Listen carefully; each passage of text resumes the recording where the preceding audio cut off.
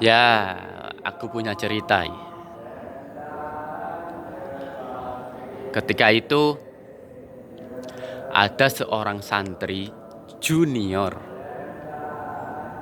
yang berpapasan dengan saya di kamar mandi. Ya, lebih tepatnya di teras kamar mandi. Kang, dia bertanya, ada apa, Dek? Seperti itu aku jawabnya, kira-kira. Apakah teras ini tidak najis semua? Terlebih, kita kan nggak boleh pakai sandal di sini.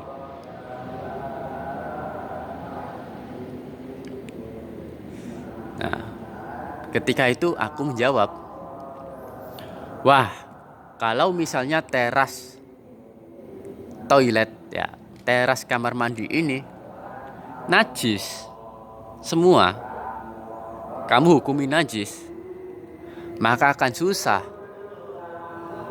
Kenapa? Oke, aku sama kamu nanti bisa mencuci kaki dulu ya. Habis dari toilet menuju teras, terus kita mencuci kaki dulu di tempat wudhu sebelum masuk ke kamar atau ke musola untuk menjaga kesucian. Itu seandainya teras itu najis dan kita seandainya membayangkan teras itu najis. Kita bisa menjaga karena kita sudah memperkirakan. Tetapi yang lain gimana? Belum tentu loh yang lain mau melakukan hal yang sama. Jadi aku yakinlah kalau teras ini tidak najis. Oh gitu ya mas? Gitu ya Kang? Nggih, ada benernya. Terima kasih jawabannya. Nah, kira-kira seperti itu aku menjawab. Tidak lama kemudian, kurang lebih 1 hari kemudian, ketika aku berada di lokasi yang sama, di teras kamar mandi, aku melihat dengan mata kepalaku sendiri. Ya, seseorang santri masuk ke dalam WC. Ya, masuk toilet tepat di depanku. Jebur. Dia mandi atau apa? Aku nggak tahu. Yang jelas, aku melihat bahwa air itu ada yang keluar dari bawah, walaupun pintunya ditutup. Beh, apa ini gak najis? Airnya keluar dari WC menuju ke teras kamar mandi. Tidak lama kemudian santri tersebut keluar. Lalu masuk santri lain. Silakan. Masuk santri lain dan hal serupa terjadi. Jebur. Airnya keluar dari WC menuju ke teras kamar mandi. Karena telah berulang selama 2 kali berturut-turut tanpa jeda yang tidak begitu lama, aku sebagai pengamat yang tertegun melihat hal tersebut langsung sadar. Waduh, kalau begini ceritanya, teras ini pasti najis. Sehingga kalau tidak salah ya, kalau saya tidak lupa, ketika itu aku siram teras tersebut agar kembali suci. Penyesalan tumbuh dalam hatiku. Berarti kemarin aku salah menjawab. Jawabanku salah. pertanyaan dari santri junior tersebut benar. Teras ini najis.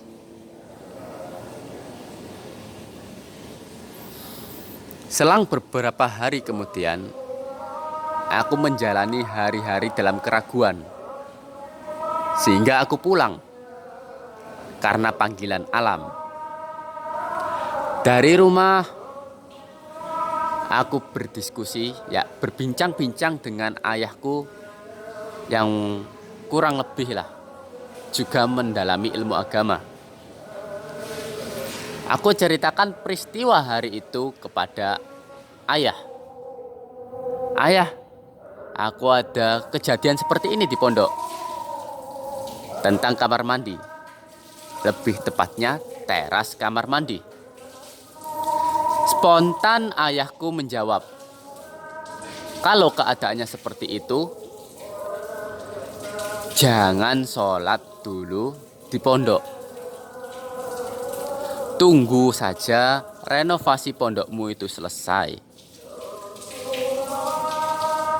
Untuk sementara ini kamu bisa sholat di masjid terdekat yang memang ada di depan pondok nggak jauh lah. Udah sholat di masjid aja, nggak usah di pondok. Kalau pondoknya seperti itu jelas najis semua. Kamu mungkin mau untuk mencuci kaki di tempat lain sehingga tidak najis kakimu. Tapi untuk teman-temanmu kan belum tentu. Kurang lebih seperti itu. Sehingga detik itu juga, kurang lebih. Ketika itu juga, aku sudah muncul bunga-bunga yang bermekaran dalam hatiku. Yang membentuk tulisan, aku harus sholat di masjid. Aku harus berhenti sholat di pondok karena semuanya najis. Tapi aku teringat, kalau fakta ini yang aku terima, bagaimana dengan yaiku? Bagaimana dengan ustadku yang dengan tenang tetap sholat di pondok? Bahkan mereka menjadi imam sholat. Apa aku tidak terlalu sombong? Sedangkan ilmuku jauh lebih sedikit daripada mereka. Jelas jauh lebih sedikit Dan mereka juga pasti sudah tahu tentang keadaan ini. Spontan setelah memikirkan hal ini, aku menceritakan pikiranku pada pada ayah Tadi ayah. Aku ceritakan pikiran ini kepada ayah sebagai argumen pembalas.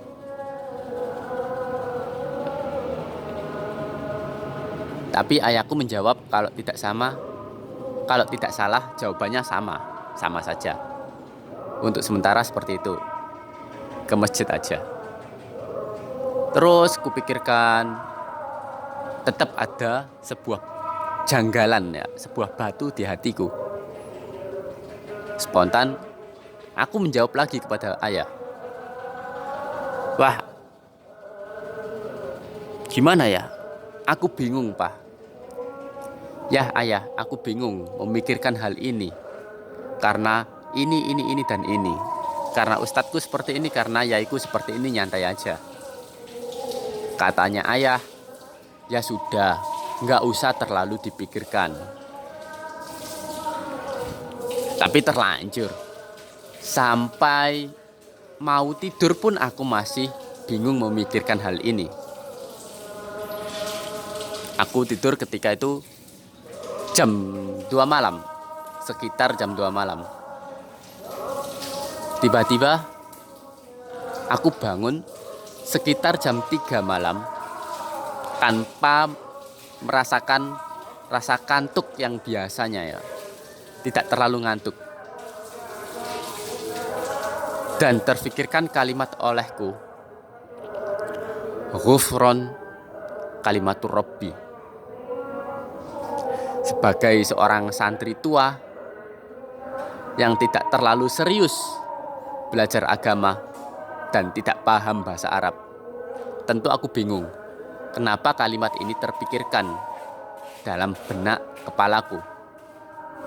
Ghufron kalimatur Rabbi. Aku membuat status di WA hanya sebagai pengingat sebelum aku lupa kalimat ini. Jadi ini bukan mimpi ya. Aku dapatnya insya Allah ketika bangun tidur.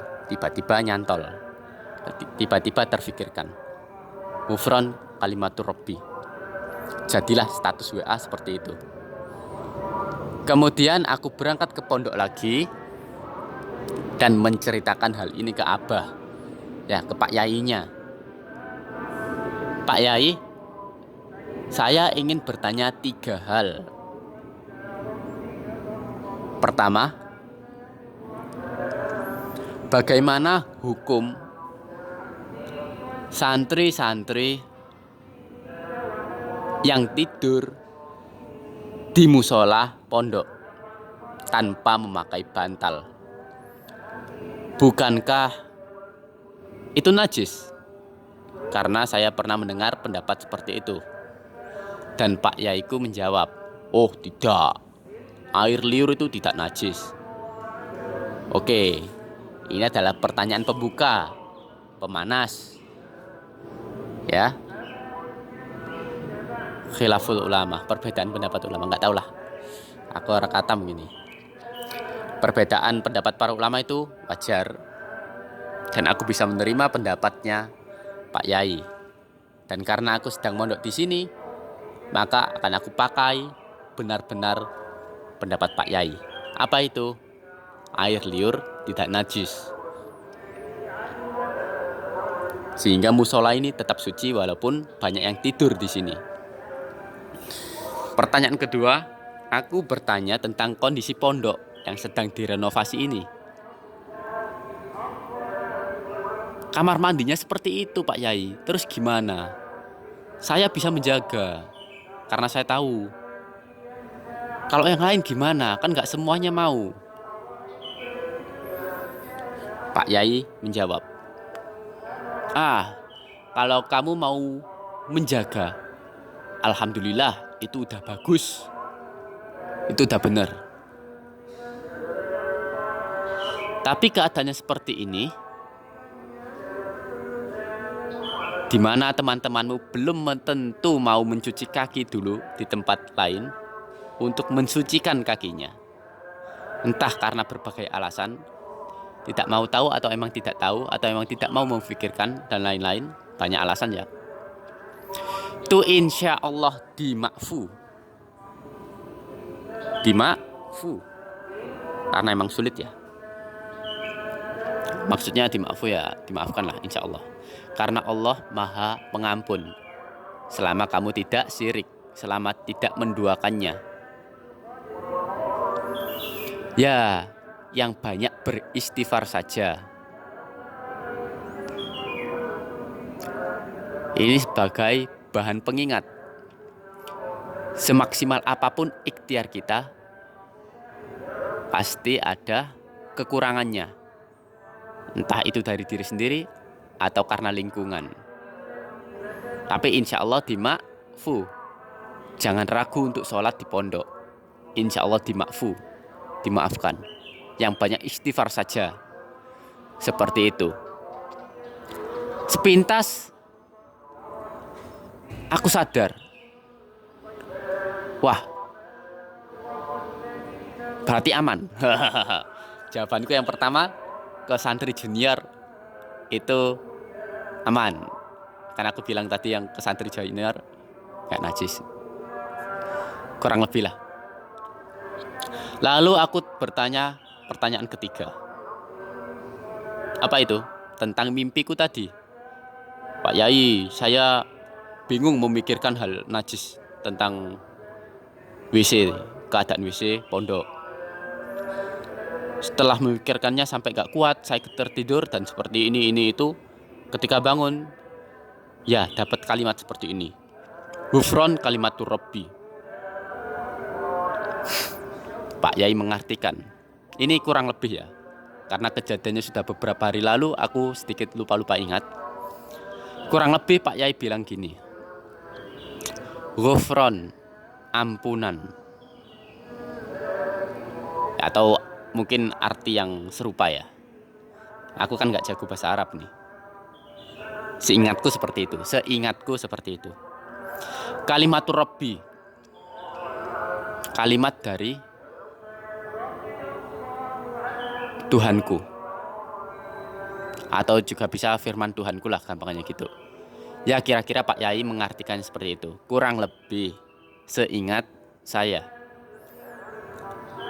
Sehingga seakan-akan dari penterjemahan ini,